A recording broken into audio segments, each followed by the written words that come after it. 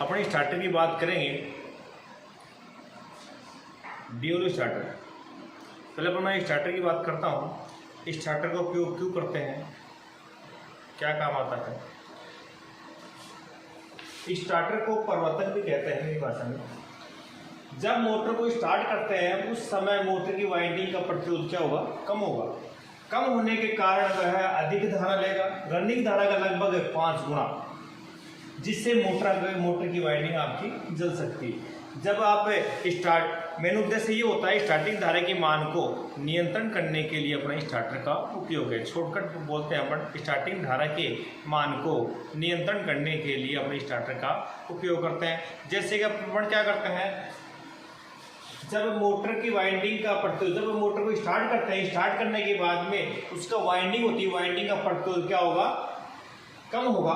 कम होने के कारण अधिक धारा लेगा, लगभग 3 से 5 गुना अधिक लेगा। अधिक लेने के बाद में आपकी वाइंडिंग जल सकती है।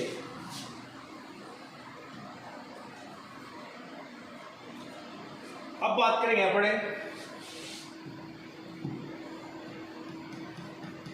स्टार्टर के प्रकार। मैंने अपने ड्यूल स्टार्टर की बात करेंगे।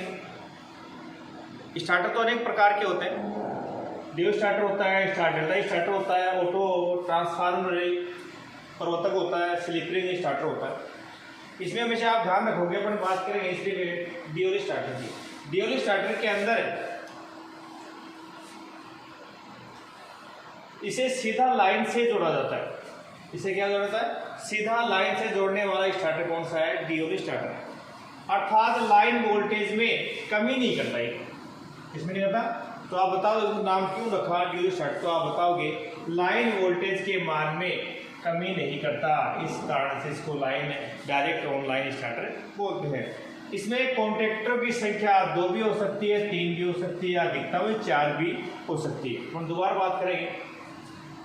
इसे सीधा लाइन से जोड़ा जाता है, अर्थात लाइन वोल्टेज को कम नहीं किया जाता। इसमें कॉन्टैक्टरों की संख्या 2 भी हो सकती है, 3 भी हो सकती है, अधिकतम आप 4 भी हो सकती है।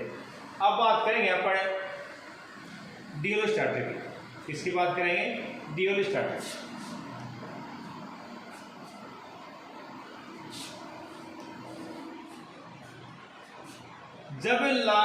जब लाइन वोल्टेज में कोई कमी नहीं होती है, तो नोट लगा के मैंने यहाँ लिखा है, यह स्टार्टर होता है ड्यूल स्टार्टर, लाइन वोल्टेज में कमी नहीं करता है। यह अपन क्या करते हैं, यह स्टार्टर होता है, ड्यूल स्टार्टर होता है, यह 3 HP से लेकर 5 HP तक अपना उपयोग में ले सकते हैं।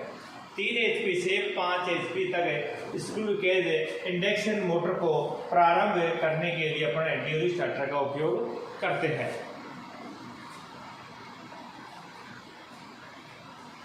इसमें क्या होता है, कॉन्टैक्टर होते हैं। कॉन्टैक्टर क्या बोलते हैं, संपर्क भी बोलते हैं अपने। हमेशा आप ध्यान रखोगे, यह AC प्रचालित स्विच होता है, AC प्रचालित स्विच होता है। बहुत अधिक परिपथों को एक साथ ऑन ऑफ करने के लिए अपने कॉन्टैक्टर का उपयोग करते हैं। कॉन्टैक्टरों की 1 घंटे में लगभग 50 से 60 बार ऑपरेटर हो सकता है। लगभग 1 घंटे में 50 से 60 बार ऑपरेट अपन कर सकते हैं।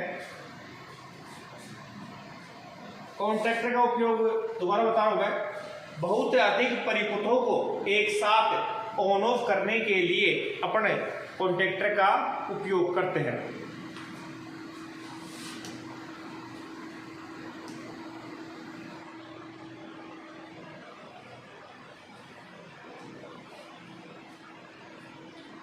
अर्थात 1 मिनट में 1 बार ऑपरेट हो जाता है।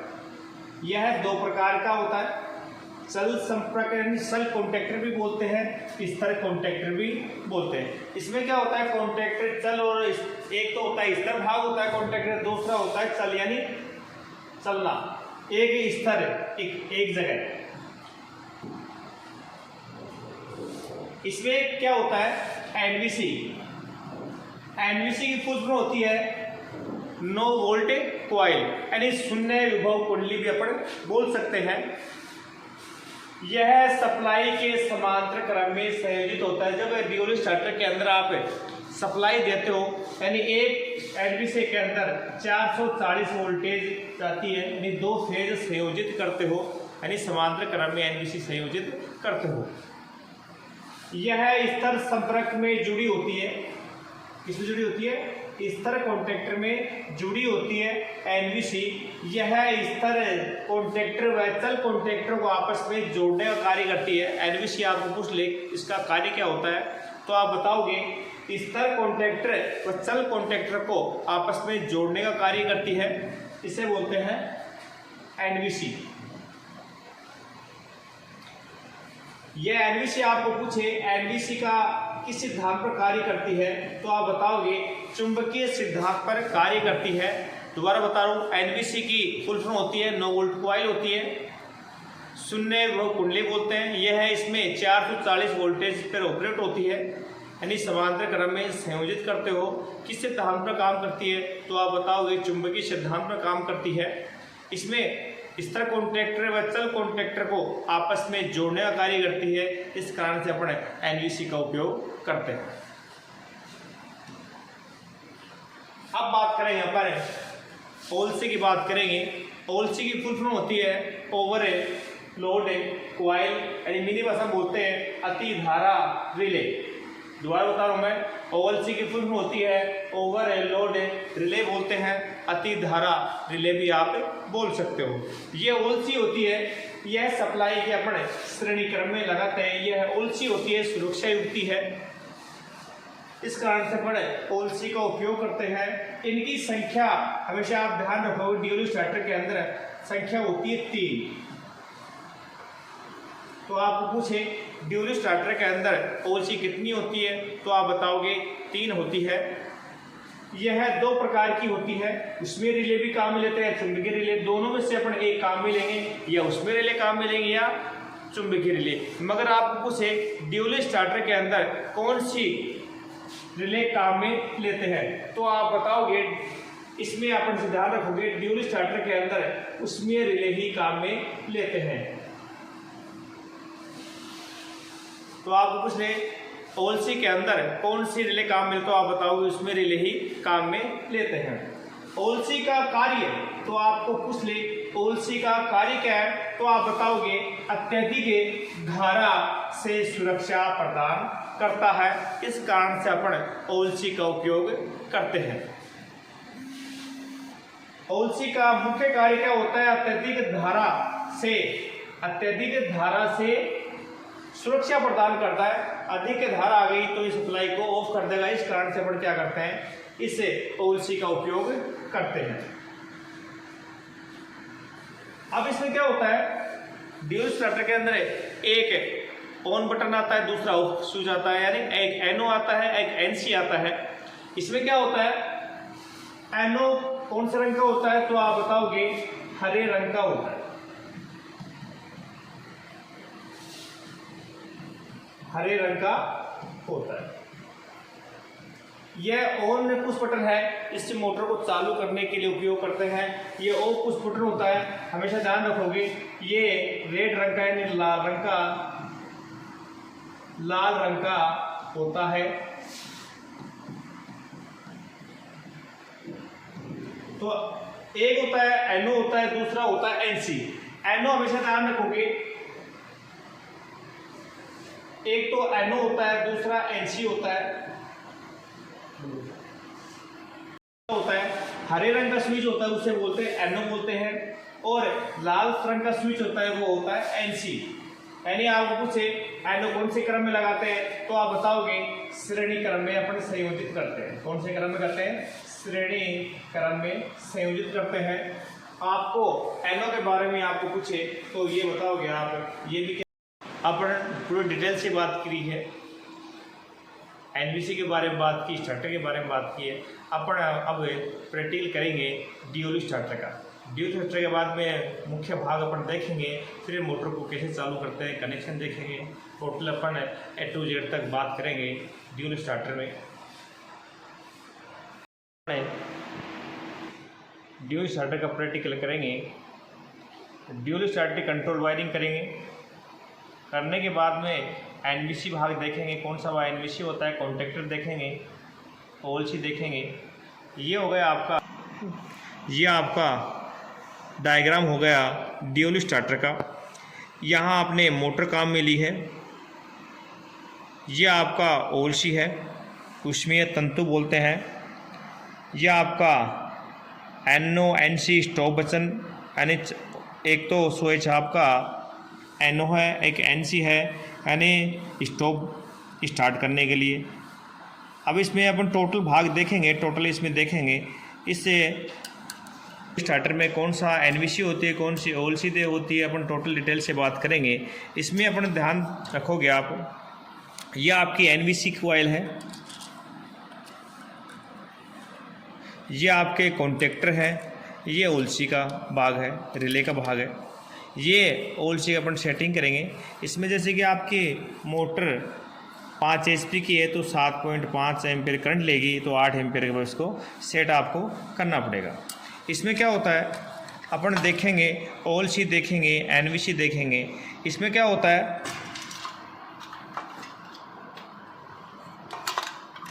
इसको अपन खोलेंगे, खोलने के बाद में यहाँ इसमें देखो 1 2 3, यानी आपने ओएलसी की बात की थी। ओएलसी में आपने देखा होगा था संख्या 3 है, 1 2 3, ये ओएलसी 3 है, इसमें श्रेणी क्रम में लगी हुई है। जब इसको अपन दबाते हैं, दबाने के बाद में इसको आगे की तरफ इसमें करते हो आप,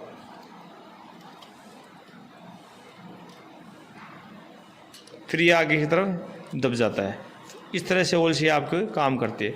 जैसे कि ये गर्म होने के बाद में यहाँ से इसके दबने के बाद में ये आपकी ऑफ हो जाएगी सप्लाई। इसमें अपन देखेंगे कंट्रोल वायरिंग की बात करेंगे। कंट्रोल वायरिंग के अंदर आप यहाँ सप्लाई दोगे RYB, यानी 3 फेज संयोजित करोगे आप यहाँ पर RYB।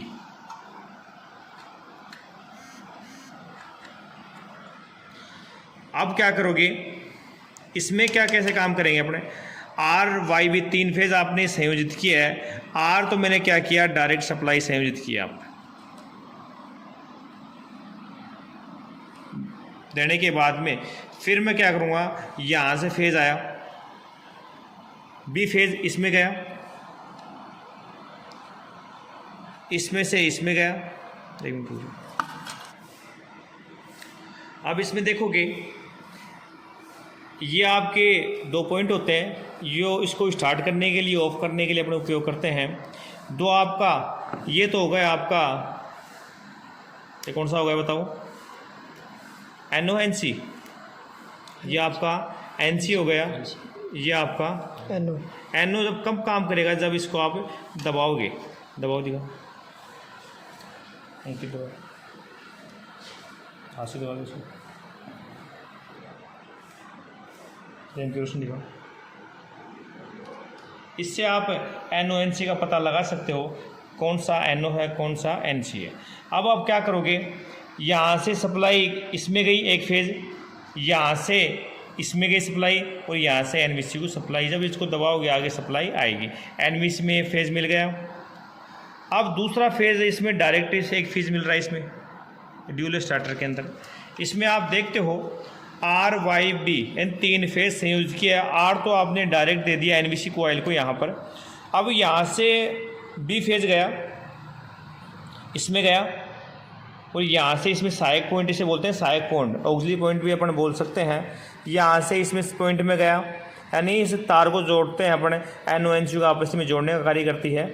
यह आपकी ओएलसी की सेटिंग हो गई, और यहाँ से इसमें सप्लाई हो गई। जब इसको दबाओगे, दबाने के बाद आगे सप्लाई संयोजित हो जाएगी। अब मोटर के 3 सिरे होते हैं, स्कूल इंडक्शन मोटर के 6 सिरे होते हैं। 3 सिरों को आप कॉमन करोगे, कॉमन करने के बाद आपके बचेंगे 3 सिरे। आप यहाँ पर एक सिरा, यहाँ पर U1,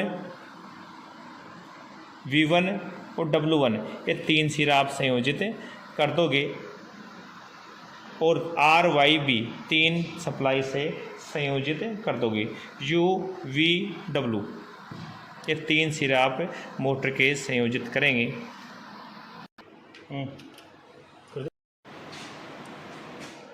अब अपन करेंगे ड्यूल स्टार्टर का प्रैक्टिकल। कंट्रोल वायरिंग आपने कर ली। अब इस मोटर को अपन चालू करेंगे डी स्टार्टर के माध्यम से।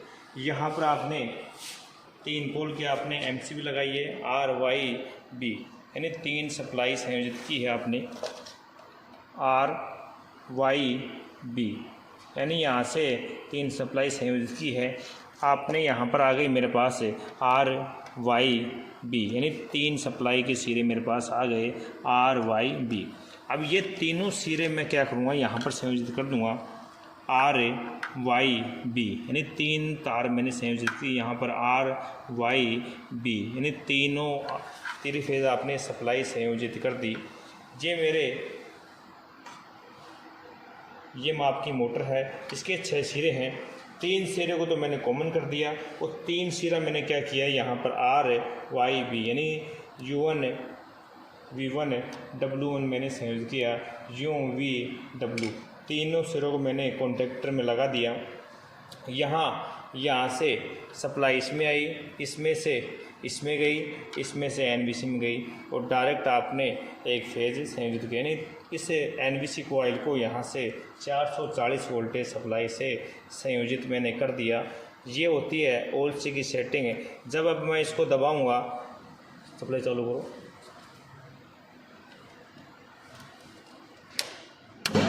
ये देखो यहाँ पर आपकी मोटर घूमने गति करने लग गई। आपने अब इसको दबाएंगे, ये आपका ऑफ हो गया। ये टोटल आपने दोबारा देख लो, यहाँ आपने RYB 3 फेज सप्लाई संयोजित किया है। यहाँ से सप्लाई गई RYB, R मैंने यहाँ जोड़ दिया, RYB 3 फेज मैंने संयोजित कर दिया। अब मैं क्या करूँगा, मोटर के 6 सिरे हैं, 3 सिरों को मैंने कॉमन कर दिया। तीनों तारों को, 3 तार हैं, तीनों तारों को मैंने यहाँ लगा दिया। एक सिरा यहाँ पर, एक सिरा यहाँ पर, एक सिरा यहाँ पर, 1 2 3 UVW। तीनों तारों को मैंने संयोजित कर दिया। यह आपकी NBC कॉइल है। NBC कॉइल को 2 फेज से ऑपरेट होगा, यानी 440 वोल्टेज से ऑपरेट होगी। इसको एक फेज़ तो मैंने क्या कर दिया, डायरेक्ट दिया है। डायरेक्ट देने के बाद में यहाँ से इसमें मैं सप्लाई दूंगा, यहाँ से इसमें, ये उजली पॉइंट सहायक पॉइंट है, यहाँ से इसमें सप्लाई, यहाँ से इसमें सप्लाई आ गई। ये आपकी मोटर चलने लग गई। अब दोबारा देखते हैं अपन, यह आपकी मोटर आपकी